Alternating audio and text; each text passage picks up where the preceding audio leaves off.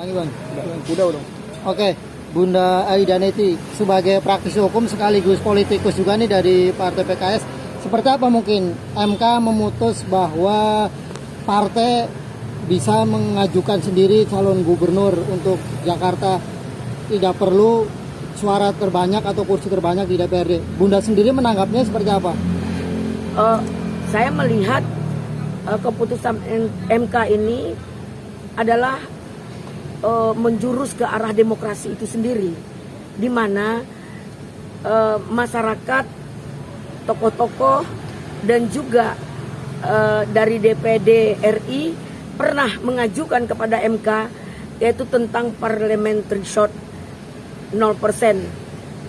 Saat itu parliamentary shortnya kan 20%. Dengan membuka peluang seperti ini luar biasa, ya. Tapi putusan ini jangan nanti ada harus dikuatkan dengan argumen-argumen yang lain. Sementara ada yang menyampaikan putusan MK ini karena yang hadir hanya dari Dewan Pembina, Dewan Pembimbing, Dewan Pakar, jadi menganggap itu tidak putusan dari Munas atau tidak putusan dari rakor gitu, rakornas gitu.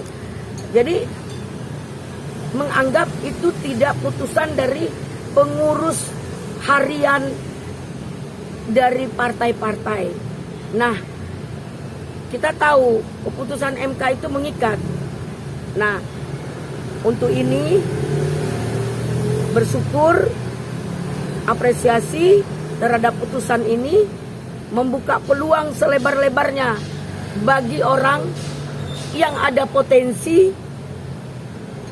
yang bisa untuk mencalonkan diri. Karena banyak dia belum tahu punya potensi, bahkan banyak cacatnya. Tapi karena dia punya cuan yang banyak, sehingga partai-partai dibelinya habis, sehingga dia berniat untuk melawan kotak kosong. Nah, kalau memang ada kotak kosong, kenapa ada pemilihan? Ya, aklamasi aja. Nggak perlu ada pemilu. Bubarkan pemilu, KPU dan segala macam, dan Panwas, bubarkan aja. Aklamasi. Partai yang mengadakan aklamasi kalau begitu. Karena apa? Mubazir. Ini boleh dong saya berpendapat. Ya. Nah, kalau memang ada pemilu, harus ada pilihan. Hindari kotak kosong. Sekalipun kotak kosong juga bisa menang, tapi kan itu kecil lah kemungkinannya. Karena dengan adanya kotak kosong, orang bisa golput, apatis, dan bahkan tidak peduli dengan politik-politik seperti itu. Bahkan tidak peduli dengan adanya pilkada, adanya pilgub, nggak peduli. Ada pemilihan bupati, pemilihan gubernur, orang tidak akan peduli kebanyakan.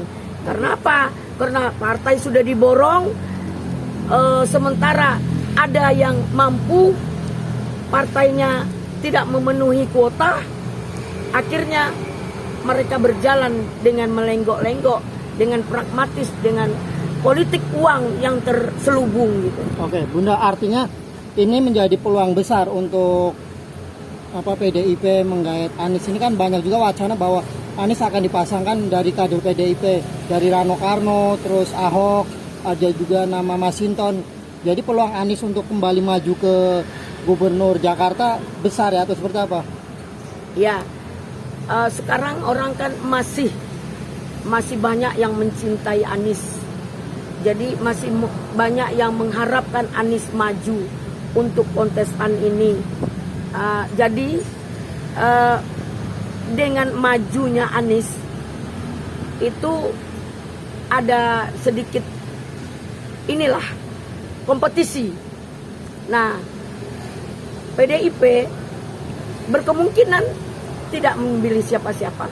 Berkemungkinan memilih Anies. Anies mau sama Rano Karno, Anies mau sama siapa. Bagi saya pribadi nggak penting Anies.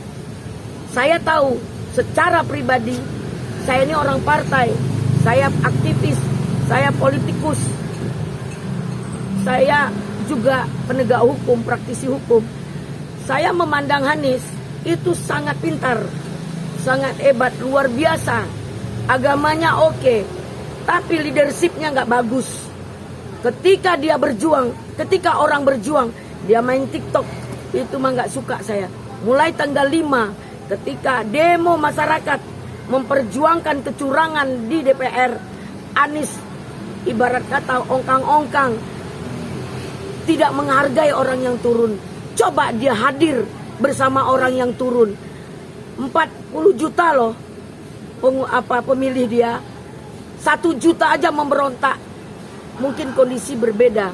Tapi Anies apa? Dia hanya menonton. Dia diam. Jadi bagi saya, pertama, Anies bukanlah mengusung dari partai saya. Sekarang yaitu PKS punya kader sendiri dengan Pak Ridwan Kamil, ya. Dan Anies,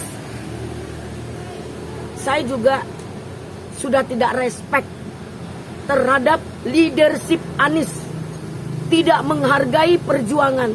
Jujur, saya 15 tahun berjuang untuk Prabowo. Dia menghargai saya walaupun 5 tahun sekarang tidak dengan dia. Dia menghargai pejuang teman-temannya yang lama, dihargainya. Itulah hebatnya Pak Prabowo. Dan ada kesombongan dari Anies. Satu tadi ya, dia tidak peduli dengan orang yang berjuang dengan dia. Yang kedua, Anies karena pintar dan hebatnya, dia lupa diri sehingga sombong. Dia bilang 11%, itu nggak boleh.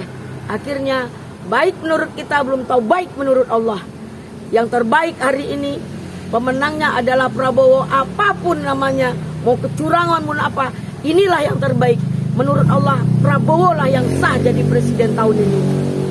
Bunda, satu lagi, tapi elektabilitas Anies masih cukup tinggi dan menjadi ancaman untuk calon gubernur lain nih. Bunda sendiri menangkapnya seperti apa mungkin? Sah saja, Anies masih punya elektabilitas tinggi, kredibilitas tinggi, tapi untuk kandidat yang lain juga belum ada cacatnya. Oh, orang menganggap Ridwan Kamil selama ini Jawa Barat tidak berbuat apa-apa, tidak ini. Mungkin ya tidak bisa memenuhi, belum bisa memenuhi keinginan masyarakat, mungkin ya. Namun dia tidak ada cacatnya. Dia belum pernah cacat dalam melaksanakan tugas selama yang kita tahu. Tidak ada dia merusak nama baiknya sendiri atau merusak hati rakyatnya gitu. Yang namanya Ridwan Kamil, bisa kemungkinan orang akan simpatik dengan Ridwan Kamil. Masalah kinerja bisa saja itu bisa berubah, bisa aja akan lebih baik ke depannya. Semoga Ridwan Kamil. Walaupun saat ini saya belum memilih siapa-siapa, karena ini dari pandangan hukum saya, juga dia tidak terlibat dari hukum, dan pasangan juga dari kader PKS yang smooth, yang tidak cacat. Itu pandangan saya. Berarti boleh dibilang Ridwan Kamil dianggap mampu menandingi kredibilitas atau elektabilitas Anies Baswedan? Harus mampu, karena Ridwan Kamil tidak juga kaleng-kaleng. Ridwan Kamil bukan kader yang sembarangan juga. Simpatik orang banyak juga ke dia. Dan bagi saya, kalau saya disuruh memilih selain dari saya kader PKS, saya lebih memilih Ridwan Kamil karena kekecewaan kita terhadap Anies ini sudah cukup dalam. Ada korban perasaan, korban uang, korban badan berdarah-darah. Dia tidak peduli dengan orang yang mendukung dia. Inilah kelemahan Anies. Beda Pak Prabowo dulu, dia tidak banyak cerita, dia gabung walaupun kita tersakiti, dia tidak membuat kita terluka. Maksudnya nggak macam-macam dia ikuti demi keamanan negara, keamanan bangsa ini. Dia gabung dengan Jokowi. Itu menurut saya hal yang bijak.